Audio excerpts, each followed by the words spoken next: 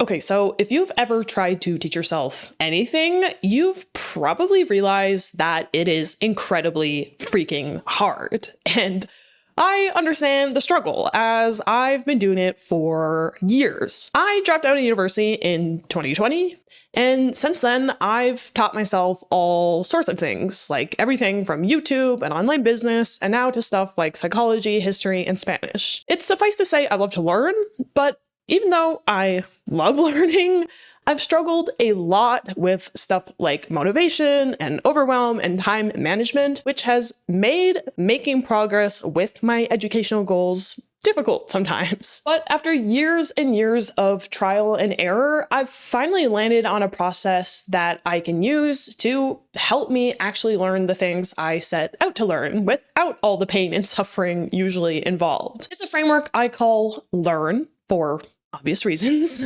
and you can use it to teach yourself anything you want. So yeah, with that, let's dive in. Okay, so one of the major reasons so many people end up giving up when learning things on their own is because they don't start out in the right way or with the right intentions, which is why step one is to lay out your motivations for whatever you have in mind that you want to learn. The thing about learning that you need to be aware of is that every new subject or skill will follow a pretty predictable pattern. First, you'll be in the honeymoon phase where things are new, exciting, and progress feels fast. In language learning, this is when you're picking up phrases like hello, how are you, and my name is. But eventually, that phase inevitably ends, and then you hit what Seth Godin calls the dip, aka the long, frustrating slog between starting something and mastery, where progress slows down, the work becomes more tedious, and the fun pretty much disappears. The dip is just a natural part of the learning process, but what that means is if your motivation isn't in the right place, then once you hit the dip, your life will be nothing but pain and suffering. I actually learned this the hard way when I tried to learn how to code. At first, printing "Hello World" felt amazing, but once I started dealing with APIs and endless error messages, I was miserable and eventually just quit learning. But I didn't necessarily give up because it was too hard. I gave up because I wasn't genuinely interested in coding and only started to learn because I thought I should. And that's the key. If you want to actually make it through the dip, then your learning needs to come from a place of genuine curiosity, not obligation or social pressure from friends or family or because you're attracted to a shiny new object. So before you start learning, honestly ask yourself, why do I want to learn this thing? When you pay attention to how you start, it will not only determine how you finish, but determine your enjoyment along the way. Anyway, once you have your answer, you can then move on to step 2, establishing a learning roadmap.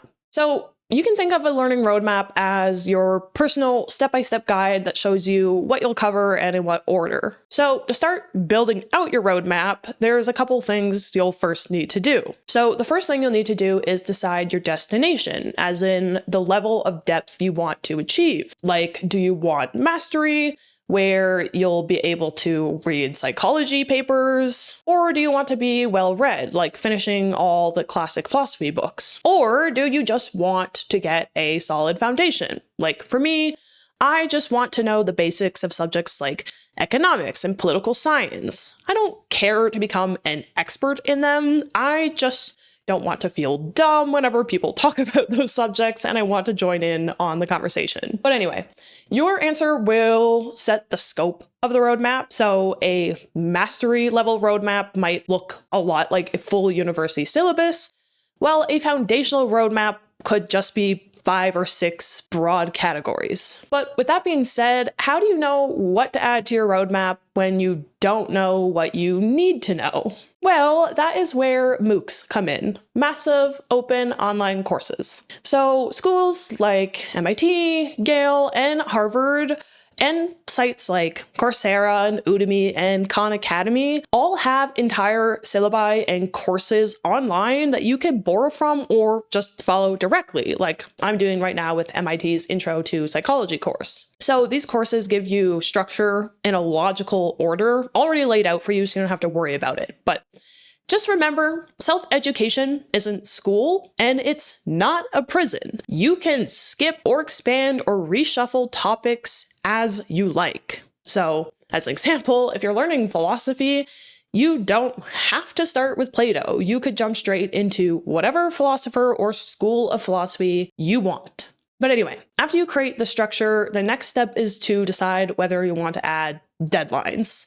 Some people like checkpoints, like finishing a module each week. Personally, I prefer a flexible pace where I can either binge several lessons one week or spend weeks on one lesson. Just keep in mind, your roadmap is completely personal and designed around your goals, your pace, and your preferences. You can also even make several roadmaps at once if you're studying multiple subjects, but just be realistic about what you can handle. I found 3 at a time, like psychology, history, and Spanish, to be my limit. But yeah, once you've got your roadmap mapped out, you're then ready for step 3 of the Learn system, assembling your resources. But before we get into it, I'd like to mention the sponsor of this video, Brilliant. So Brilliant is an app I absolutely love that's designed to make learning subjects like science, math, programming, AI, and more actually fun and engaging. Instead of just watching boring lectures or reading notes, Brilliant has you actually interact with material through hands-on problem solving. What that means is you're not just memorizing facts, you're actually building true understanding from the ground up. And if your STEM skills are rusty, like mine, don't worry. Brilliant starts with the foundations and gradually levels you up to more complex problems, so you're always moving forward with confidence. To start learning for free with Brilliant, go to brilliant.org/BreDoesThings, scan the QR code on screen, or click the link in the description. And the best part, Brilliant is giving viewers 20% off an annual premium subscription, which gives you unlimited daily access to everything on Brilliant. And thank you, Brilliant, for sponsoring this video. Okay, so step number 3, assembling your resources, does not need to be overcomplicated.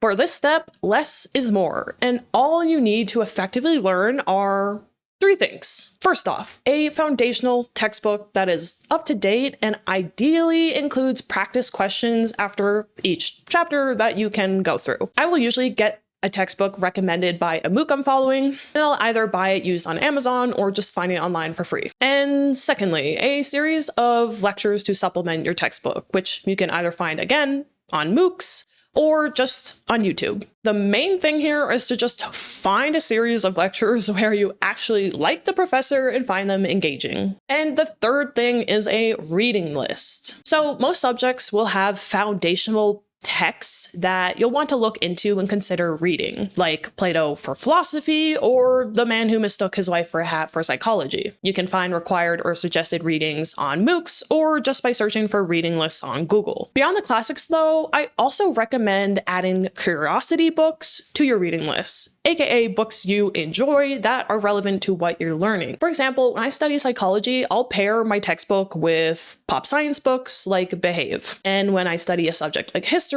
I'll add biographies or historical fiction to my list. These books give my brain a break from more dense material and also just keep me curious about what I'm learning. Now, beyond those core resources, one thing I also like to have is a community that I can be a part of that's related to what I'm learning, either online or in person. Learning on your own can be a pretty lonely process, so having people you can discuss topics with on Reddit or Discord or a meetup group can help you combat the isolation that comes with self-education, while also keeping you motivated to continue learning. And yeah, with these resources in place, you can start learning and moving down your roadmap. But once you actually start learning, you have to be careful of a very calming trap: nonstop consumption.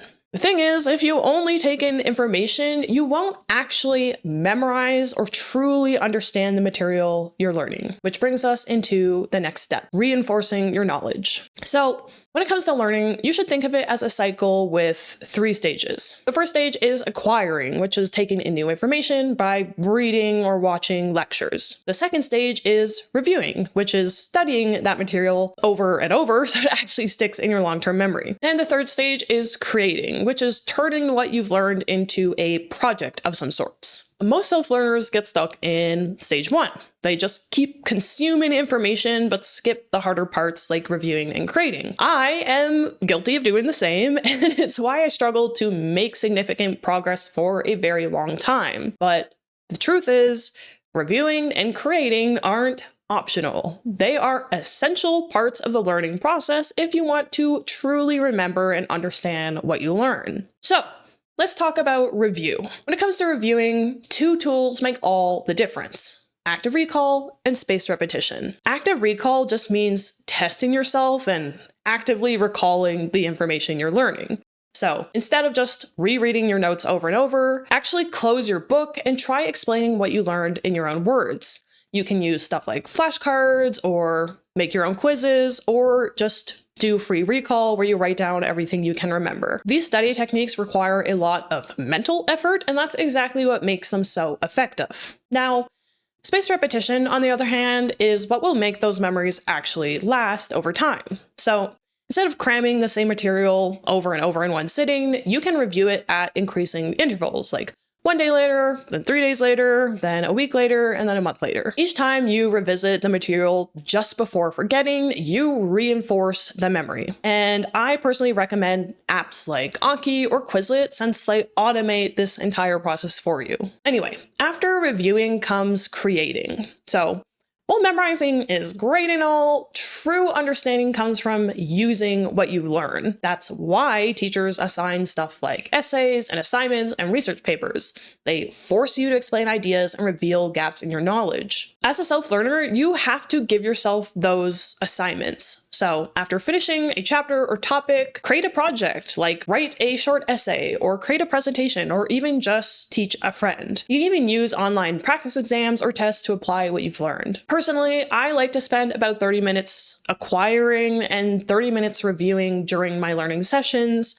And then once I finish a topic or chapter, I'll just focus all of my time on completing a project before I move on to the next topic. How you balance all 3 is ultimately up to you, but just make sure all parts are included as you study. And that now brings us to the final step of the LEARN system, nurturing success habits. So step 5 is about habits, because even with the best plan and resources in place, nothing happens if you don't actually sit your ass down and study consistently. If you want to actually follow through with your learning goals, then you need to make studying a habit, something you can do every single day on autopilot. And to do that, you need to answer 3 questions. First, when will you study? In the morning, on your lunch break, or before bed? You want to be very specific here. Ideally, you'd pick the time when your energy and willpower are at its highest, because learning is hard, but if you can't do that, just choose any pocket of time you can stick with and then stick with it religiously. And second, where will you study? This part is super important. James Clear, the author of Atomic Habits, says motivation is overrated and your environment actually matters more, which is why this part is so important. The thing is, if you want to maximize your odds of success, then you need to shape your surroundings so they help you instead of sabotage you. You need to get rid of the stuff that hinders your focus, like your phone or distracting music or your family or whatever else. It also means adding things to your environment that will help you focus, like a comfy chair, a nice cup of tea, a pile of books to remind you to study, or whatever else. Everyone's ideal setup looks different. What matters is that your space makes it easy to focus and show up every day. And third, how long will you study? This doesn't have to be 5 hours per day.